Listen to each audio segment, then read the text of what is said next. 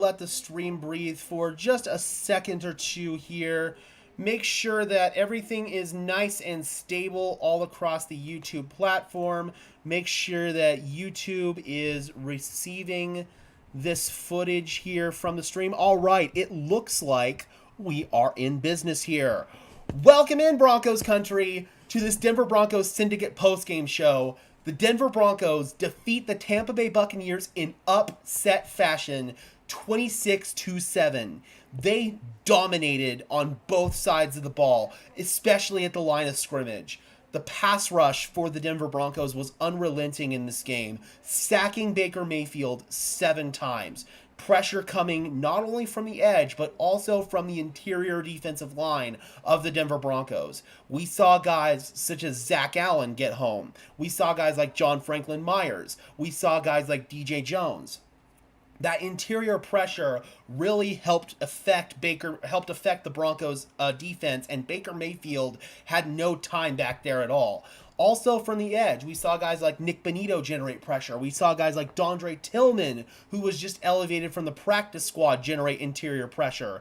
It was really cool to see that unit be able to put together really a complete game. And then, of course, we've got to talk about the offensive side of the ball.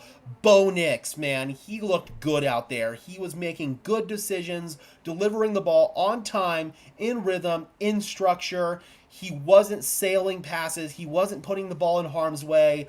Bo Nix looked like he was comfortable out there. He was confident. He was making good decisions.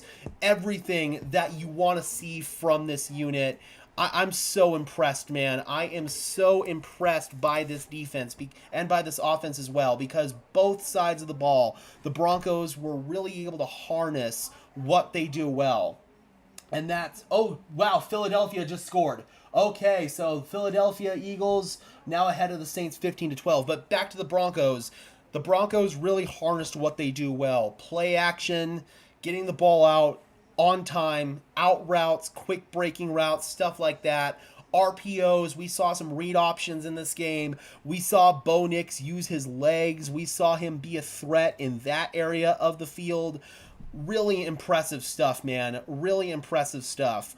We'll go ahead and bring in stats just a second here. I just want to make sure that the chat is all good. Yep, it looks like everything is all good there, because we don't have much activity in the chat. Let me know, guys, if you guys can hear me. Let me know if we are all good there, and then we will officially start diving into the post game. We'll dive into some stats, dive into what the Denver Broncos did well in this game, and then afterwards we will bring the press conferences in on their own stream. We'll bring in Sean Payton, we'll bring in Bo Nix, because I know a lot of people are going to want to hear from both of those guys. So let's go ahead and get started here. All right, looks like the chat is active. We've got Gabe in the house saying victory. Let's go. All right, so bringing in this screen right here, starting off with stats. Bo Nix, 25 for 36, 216 yards, 6 yards per attempt, a rushing touchdown, no turnovers, no sacks, 85 rating. That's a good day, man. I think Broncos country will happily take that from Bo Nix after a rough start to the season in his first 2 games, going up against really tough defenses. The Buccaneers not having Vita Vea, not having Antoine Winfield Jr., not having Kalijah Kancey out there certainly made things easier for the Broncos. But at the end of the day, the Broncos just out-executed the Buccaneers on both sides of the ball. Tyler Beatty brought some juice to this Denver Broncos run game. 9 carries, 70 yards, 7.8 yards per clip. Bo Nix, 9 carries, 47 yards, and a rushing touchdown. Javonte Williams had a fumble in the first half, and we didn't see much of him after that. But 5 carries, 12 yards, 2.4 yards per carry, that's not great at all. He did contribute 4 catches for 29 yards in the receiving game, but at this point, I think we all want to see more of Tyler Beatty for the Denver Broncos. Jaleel McLaughlin, 5 carries, 7 yards, and a touchdown. Also was able to get 1 catch for 7 yards. Honestly, I thought Jaleel looked better than what the stat line indicated. The tackle that he broke in the backfield to score that touchdown, it was a poor fourth down play call, I thought, where the Broncos pitched it to Jaleel, and Jaleel made him right by being able to break that tackle in the backfield. That was really impressive stuff. Cortland Sutton, 7 catches, 68 yards. Little Jordan Humphreys, 6 catches, 37 yards. Josh Reynolds, 2 catches for 36 yards. Already talked about Javonte. Adam Troutman had a catch for 13 yards. Troy Franklin and Marvin Mims, both of those guys got involved a little bit on offense, mostly as eye candy, but they did get some touches. 2 catches for Troy Franklin, 11 yards. 1 catch, 9 yards for Marvin Mims.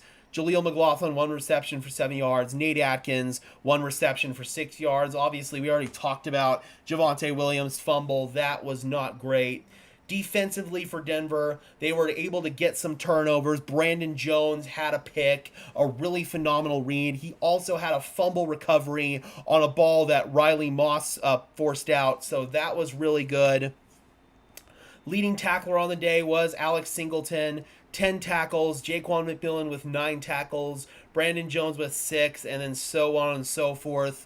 Denver dominated at the line of scrimmage up front. The defensive line was phenomenal, generating pressure. Nick Bonito was fantastic. Dondre Tillman was fantastic. Zach Allen generated pressure. Cooper had a couple of nice plays. Franklin Myers, he was really good generating pressure. And then the 2 other acquisitions, obviously Malcolm Roach, he was big. And then we also even saw some production from DJ Jones as well. So overall, the interior defensive line and the edge rush unit really good for the Denver Broncos. Was really pleased to see that. And the secondary, got to shout out Riley Moss. He did give up a couple of completions, but they were just on, again, perfectly timed back shoulders. One was a perfectly timed fade where he just went up and got mossed. Not much Moss could do on that. He just got mossed. I think that he played really well. PS2 had a really good game. And then Brandon Jones, PJ Locke. I thought the entire defensive unit was lights out in this game. The only points that Tampa Bay got were on that drive after the Javonte Williams fumble. I'd say that's pretty good. Just want to check the chat real quick. We've got Gabe saying victory. Jaleel's touchdown was insane. Bronco fans saying Williams was disappointing. We got Jason saying go Broncos. And Evans was locked up. Mike Evans, 2 catches for 17 yards. I'd say Pat Surtain had an awesome day today. Baker Mayfield, I didn't think he was the problem for Tampa Bay today. I thought he did the best he could making chicken salad out of chicken feathers. The Broncos' pressure was just too much for this Bucs offensive line to handle. He was 25 for 33, 163 yards, 4.9 yards per pass, 1 touchdown, 1 interception. Bucky Irving did bring some nice juice to the Buccaneers' run game, just like Tyler Beatty brought some nice juice to the Broncos' run game. And funny enough, they actually finished with the exact same stat line, 9 carries for 70 yards. Rachaad White, 6 carries, 17 yards. And then Sean Tucker, I guess the fullback, 1 carry for 4 yards. Chris Godwin, 6 catches for 53 yards. Cade Otton, 7 catches for 47 yards. He was their leader in catches in that game. Godwin was targeted 9 times, so they definitely picked on Riley Moss a bit, and I thought that he handled it really well. Buccaneers didn't get any sacks on the day. They weren't generating a whole lot of pressure. Bo Nix had time to operate in the backfield. I thought that that looked really good, and I will say that I wonder how different this game would have looked on that side of the ball if guys like Vita Vea, Kalijah Cansey, and Antoine Winfield Jr. had played. If those guys had played, then maybe we'd be sitting here looking at a different outcome right now for that side of the ball. But I will say that the Broncos were able to have answers for everything that the Buccaneers did at the line of scrimmage. And I thought that they did a really good job with that. All right, guys, it looks like Sean Payton is at the podium, so we are going to cut this stream a little bit short so we can get the press conferences up. Expect content after this. We might hop back on live, but we will definitely do a video if we don't hop back on live.